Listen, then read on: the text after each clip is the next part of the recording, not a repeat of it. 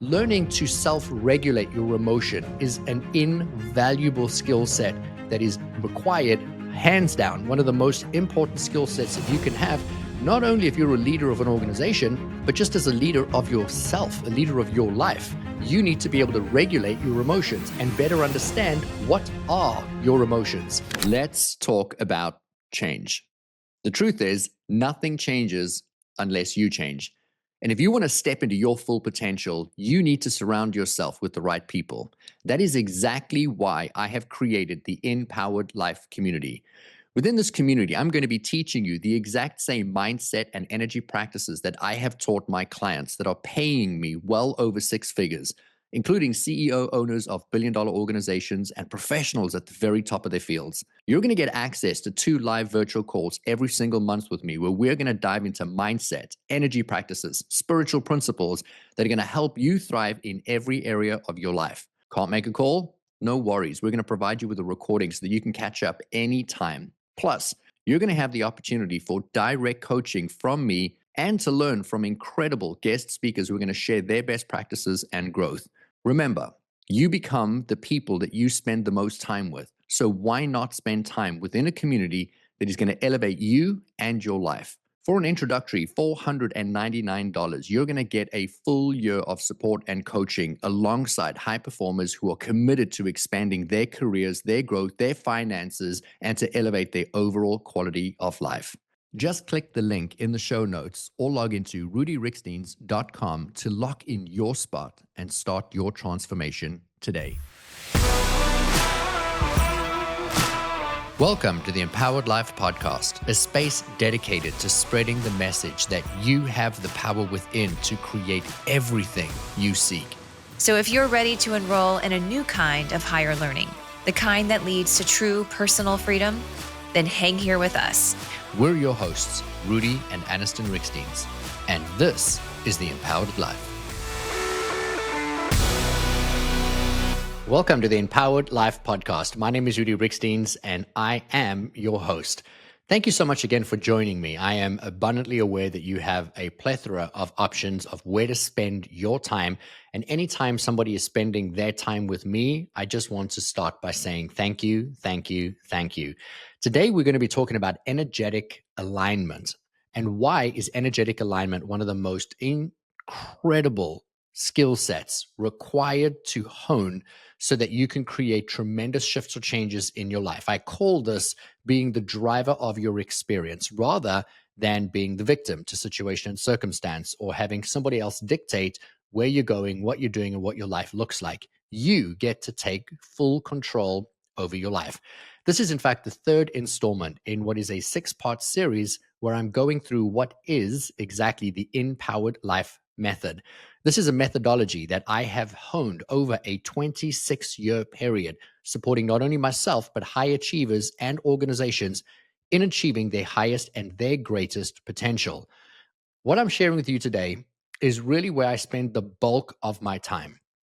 As I'd mentioned to you in the previous episode, and if you have not yet heard the last 2 episodes, just go back because we are following a very specific formula that is serving you in removing the layers or understanding the complexity of why we are the way we are and how to create change. And so I did uncover that most people want to create change and that they do some things and then they say, well, that doesn't work. And why is it that if we read a book or we start a new practice or a new exercise and we do it for a little while, our lives stay the same? And that, for me, for the most part, has been proven through people are only doing a fraction of the work that is necessary. If you only read a recipe for how to make the most incredible banana bread loaf, and you only read 1 or 2 of the instructions, and you didn't look at everything else in the recipe, would you successfully be able to create exactly what the recipe is ordering? Well, no, you wouldn't, because you wouldn't know the steps, you wouldn't know the calculations, you wouldn't know the timing. And so we need to have very specific information that serves and supports us so that we can very carefully and calculatedly create the life of our dreams. In the previous episode, I mentioned somebody reaching out to me saying, man, Rudi, I do your meditation. I attended an event that you were at. I heard you speak. You gave us a meditation as a gift. I've done it every day for 2 weeks. Man, it's not working. My life's not changing. I continue to have bad things happen. And I get a lot of those messages. And so that very message actually spurred this entire series, because my response to that person was, yes, meditation is an incredible and powerful tool. It is only one tool in an entire toolbox of things that you need to be able to understand, unpack, and then reorganize so that you can live the life of your dreams. Now, that sounded clunky, unpack, right? Reorganize. But I'm going to make this sound very simple for you as we unfold every single one of the steps or stages in the journey of transformation. Now, I bet as you hear these words, you're asking yourself, what is it that you want to change? What is transformation, and what does transformation look like? And does this mean that transformation is hard and difficult and impossible to achieve? And the answer to all of that is absolutely no. Transformation does not have to be difficult. Transformation can be very quick. It just means you need to have a greater understanding of what it is that we are requiring you to do to create the shift or the change, so that when you do it well. And if you just understand the journey of transformation, you can create profound shifts or changes in every single area of your life. So when we talk about energetic alignment to me, in its simplistic form, is having the understanding that we have a mental body, which is where we think all of our thoughts. I love to remind people that you are not the physical body. You are not the physical human that is walking around. You are the awareness to your body. You are the awareness to the thoughts that you are having in your mind. And that is in itself the first body. That is your mental body. You think a thought. The thought then has to be updated to tell the physical body what it is that you're wanting to do. That thought interaction between the body and the thought is a chemical that we call emotion. So the emotion is then dumped into the physical body from the brain into the body, telling the body how to react or respond to whatever it was that you were thinking. That interaction of emotion is where the majority of us identify as to who we are. I hear people say all the time that they are depressed or that they are angry or that they are, and then they insert whatever emotional state that they're in at that moment as if that emotion defines them. Emotion only lasts in the body for 60 seconds, a single emotional impulse. So if you are feeling depressed for an extended period of time, that means that you are continuing to cycle the thought, which produces the chemical of the emotion of what it is that you're experiencing.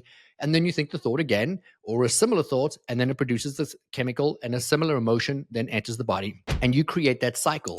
The brain then looks for more evidence to feel that way, and it just repeats it again and again and again. And you feel that way so often that that then defines who you are. When we talk about energetic alignment, we have to have awareness to the fact that we have the mental body, which is the awareness to the thoughts, the physical body, which is what is updated through the chemical interaction of emotion, and then that updates the energetic frequency that surrounds you. With the latest scientific research, we now know that the human body has an energy field that extends anywhere from 1 foot to 15 feet past you in all areas. So you want you to imagine full diameter, 15 feet. You've got this radius of just energy that is at all times speaking on your behalf. If you are feeling emotions of anger or resentment or guilt or shame or frustration or unworthiness, the awareness is producing the thought. The brain is creating the chemical. The body is then receiving that chemical dump of that emotion, and that is then in turn energetically updating the energetic field around you.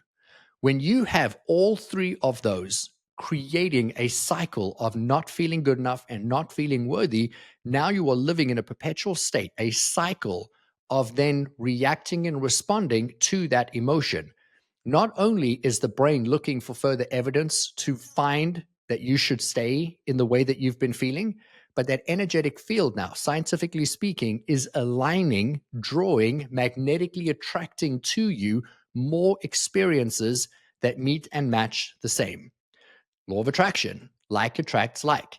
And if you are in a state of feeling and or identifying with a negative emotional state, you're then going to be drawing in more evidence. So your brain's looking for it. And then you're also going to be attracting more experiences, which the brain will then identify. So now you create that cyclical cycle of staying that way.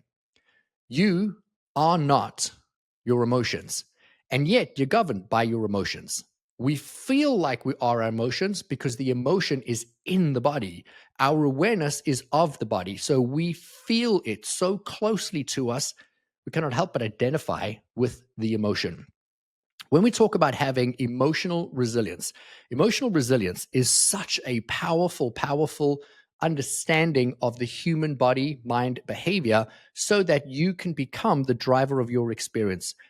I work with people to align their energetic footprint with the thoughts and then the feelings and the physical body with the energy, all in the direction of what it is that they want to have, who they want to be, how they want to live, what are the experiences that they're looking for, so that they can create a new cycle of thought and feeling and emotion, which drives new behavior that is in the direction of where it is that we want to go.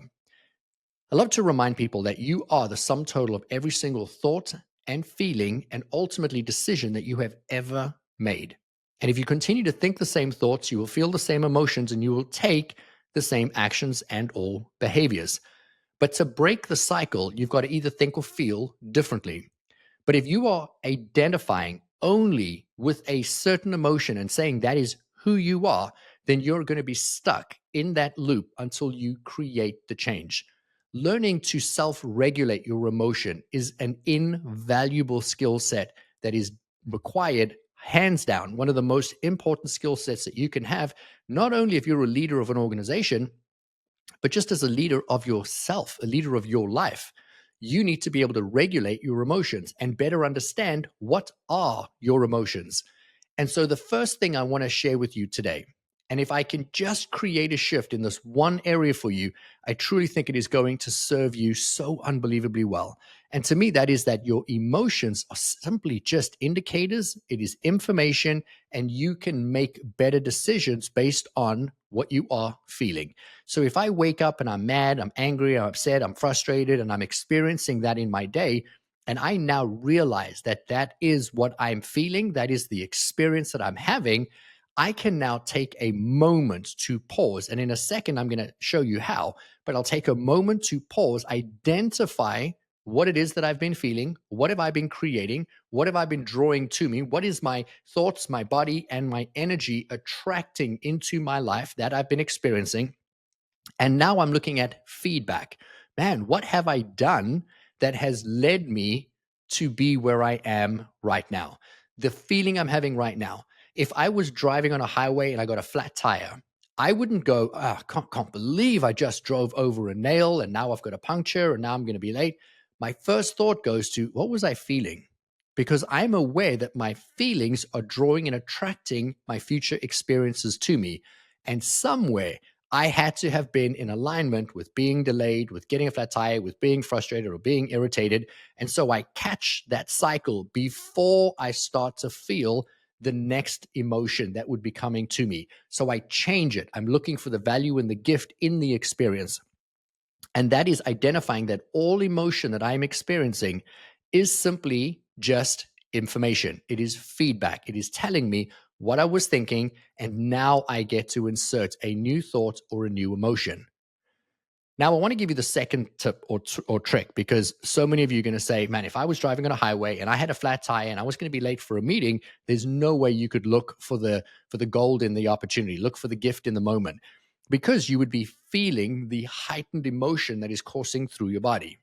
Now, the reason I gave you that first step first versus giving it to you second was because it is the single most important thing that you can do, is to shift from feeling like you are out of control or something happened to you and immediately shifting into a state where you're asking, what did you do to create that moment? Meaning taking accountability that your thoughts, your feelings, your behaviors, the energetic alignment around you drew that experience to you. And it is exclusively up to you now to create the change.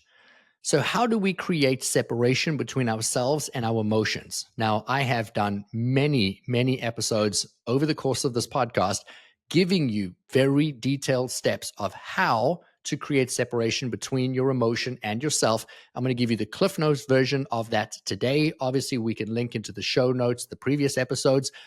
But what I want to give you right now is a simple tool or technique of where I imagine in heightened emotional states that I, in that moment, am now Rudi in the middle of that analogy.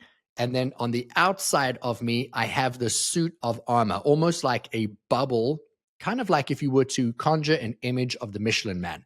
And if you have this Michelin Man suit that is surrounding you, bubbling you, protecting you, and you are inside that suit, you are the little version of you inside, and the external Michelin Man image that you've conjured, that would be your emotional state. I imagine in heightened states of emotion, I'm unzipping myself from that suit. I open it, I step out of it, I take 3 steps, I turn around and I look at it. And in doing that, I have now created separation between me and that emotion. The moment I'm looking at the emotion as something external outside of me, I am no longer attached to the emotion. And if I'm not attached to the emotion, I can make better decisions. This is where your power lies, in not being the emotion, not identifying as the emotion, not reacting to the emotion, but simply taking a deep breath, separating yourself from the emotion, bringing back in clarity, then asking better questions. What was I doing? What could I change? What do I want to do next? And now you are in control. You become the driver of your experience because you created that separation between the emotion and yourself. The third thing I want to bring up for you right now is coherence between the brain and the body. We don't talk about coherence enough. Coherence means that it is working together. It is the symbiotic relationship. Now, we need to have coherence in our brain between the left brain and the right brain. And the impulses need to go from left to right or right to left. And that's what we're firing a neurological pathway for every single thought. Every thought has an impulse. Our brain is always looking for efficiencies. So it is using very similar impulses based on similar past experiences because it knows how you're going to react or respond to something. And so you will then shoot this impulse over based on what you're experiencing, and you will react and respond based on how you reacted and responded in the past. But in order for you to have logic and reason, you need to be able to fire an electric, I call them electric, but they're your neurological pathways, this little electric impulse from the left to the right. So that thought has to be able to fire from one side to the other. If you are in a heightened state of stress, you're angry, frustrated, resentful, guilty, shameful, you have now lost the coherence between the left and the right brain. So your brain begins to shut down. When your brain shuts down, you are no longer in control, and you are now having erratic thought impulses on the left and erratic thought impulses on the right. And your brain is now firing off these thoughts. They're not with logic and reason. And you are then producing the chemical equivalent of every thought as emotions. And now you're feeling a slew of emotion. And all of these are erratic thought impulses. So your heart starts to race, your palms get sweaty, and you are now in a very heightened state of stress, either running, hiding, or fighting. Now, would it not serve you to, in that moment, when you identify you have now lost emotional control, you've lost coherence, you are incoherent in the left and the right brain, which then has a knock-on effect that you have incoherence between the brain and the body. When the brain doesn't trust the body and the body doesn't trust the brain, it creates further distrust. When you don't trust yourself, you don't trust your thoughts, you become even more erratic.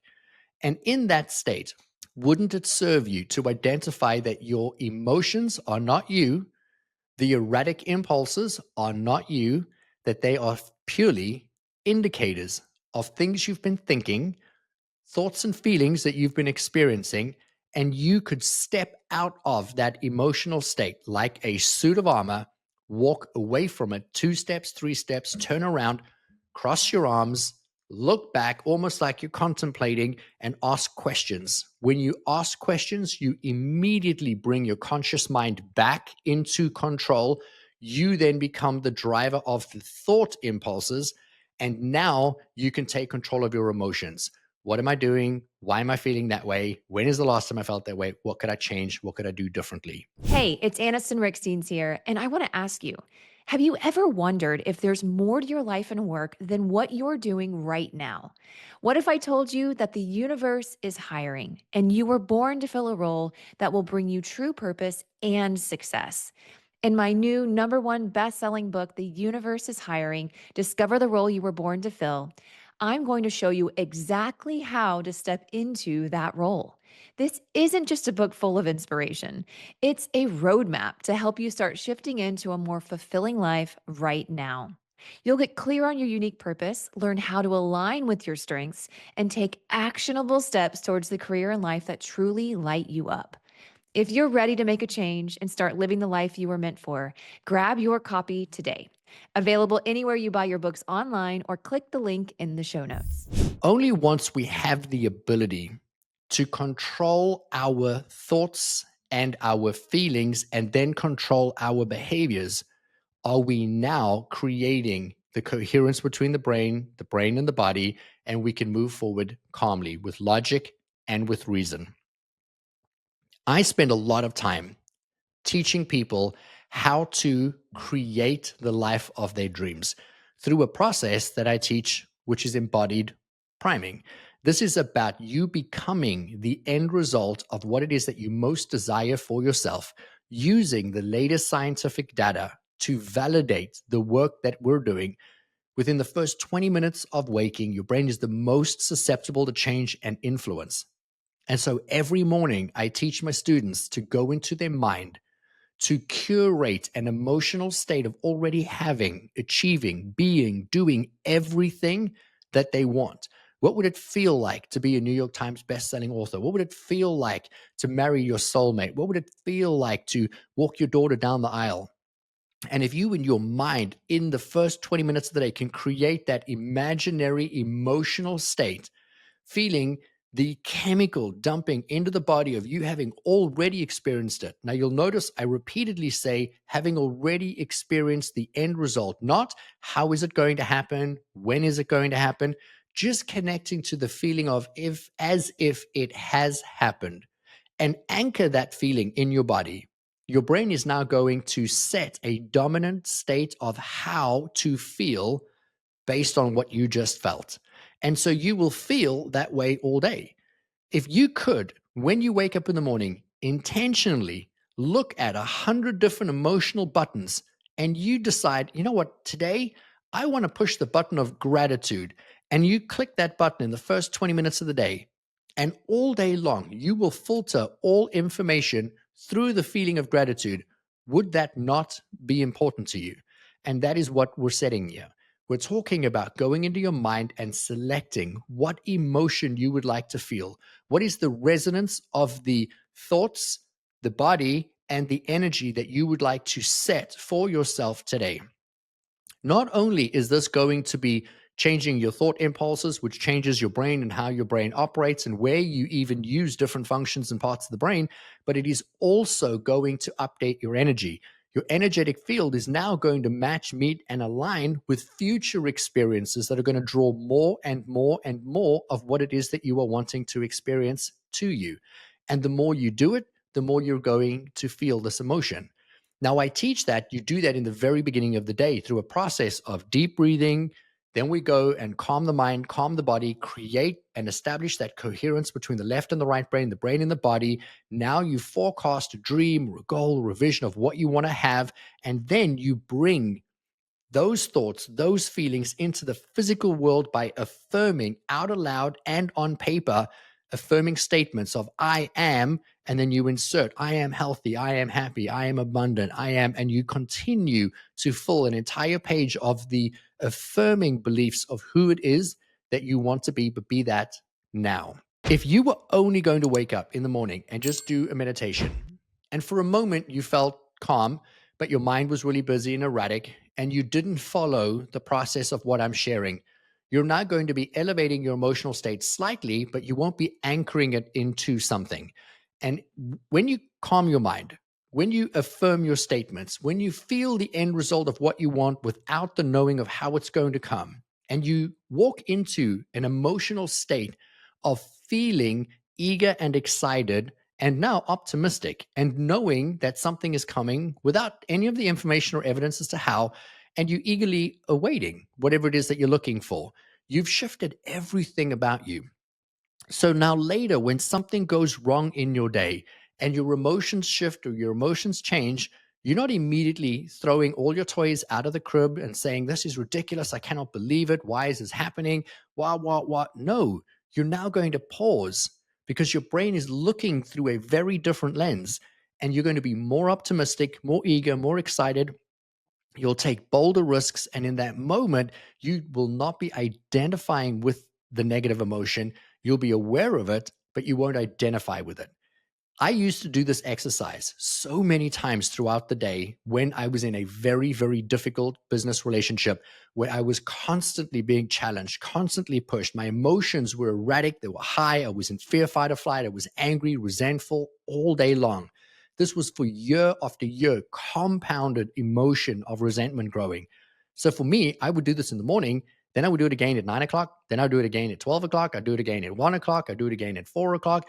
And repeatedly, anytime I lost my emotional state, I would pull out these tools. I would go back into my car. I would sit in the quiet of my car. I would meditate, release the emotion, and then come back in. I would do the Michelin Man exercise where I would imagine separating myself from the emotion, then walking into the room, turning around, looking back, and identifying the emotion as separate and apart from me, asking better questions. And in the act of going back and re anchoring my emotions to a future potential, going back and identifying that my feelings were simply just information that were indicators of what was happening, what could I create the change in, I noticed that I started to change. I stopped reacting the same. I started showing up differently. And this is where I, as I said, spend the bulk of my time with people because 98% of people on the planet, these are my estimates, they just live a reactionary life. They wake up, they feel a certain way, they react a certain way, they draw experiences to them the same way, and they repeat the same day today as they did yesterday, as they did the day before. And then they say one day, "Yeah, I cannot believe it. Nothing ever changes." Well, it doesn't change unless you change. And the change is not a jacket, a pair of shoes. The change is you. You have to create the change. You have to change how you feel.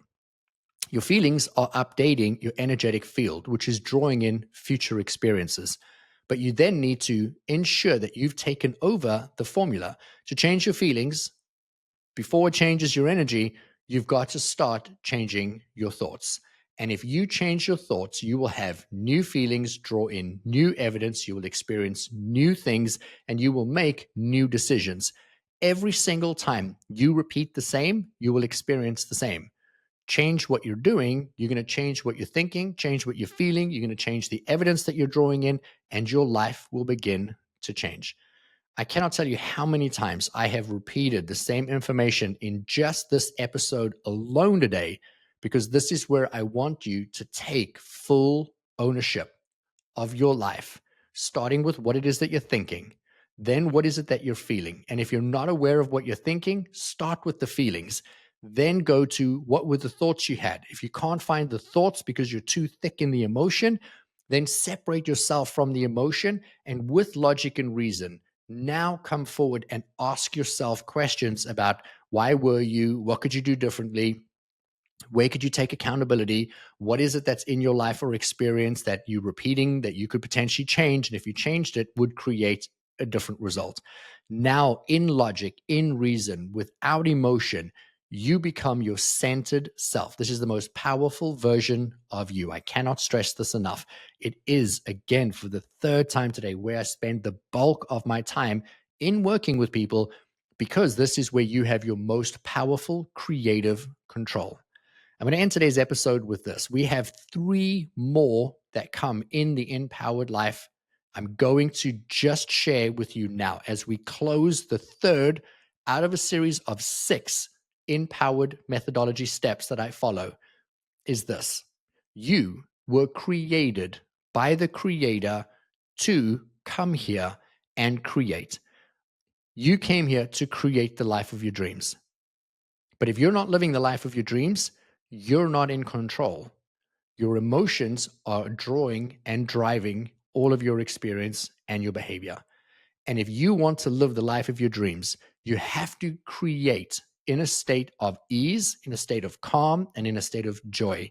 You physically cannot, incapable of creating anything in a heightened state of emotion, because you lose logic, reason, inspiration, intuition, and above all else, your brain loses the ability to create. You were created for the sole purpose of coming here to create. And the only way to create is to do it, as I said, in calm and in joy. And the only way to do that is to identify not your emotions, that you're in control of your experience, and what you do now is going to be drawing in your future experience. I hope that this serves you. I am excited to add on to the 3 more steps in the Empowered Life Method, but this is definitely one where I highly recommend you spend a little bit of time and keep a notebook and a journal next to you and just write out all day, every day, what are you feeling and why? What are you feeling and why? And at the end of a 2-week cycle, go back and review that. And you'll start to notice how often you feel a certain way. And then also, what were the thoughts that accompanied that? And then therein lies your work to create the greatest change. I love you so much, and I look forward to catching you in the next episode of the Empowered Life. If you enjoyed this episode, please subscribe so you don't miss out on future content. And we would love your support in leaving us a review wherever you listen to your podcasts. Make sure to check the show notes for more information on how you can find us online and on Instagram. Now go create an amazing day for yourself, and we'll see you again soon.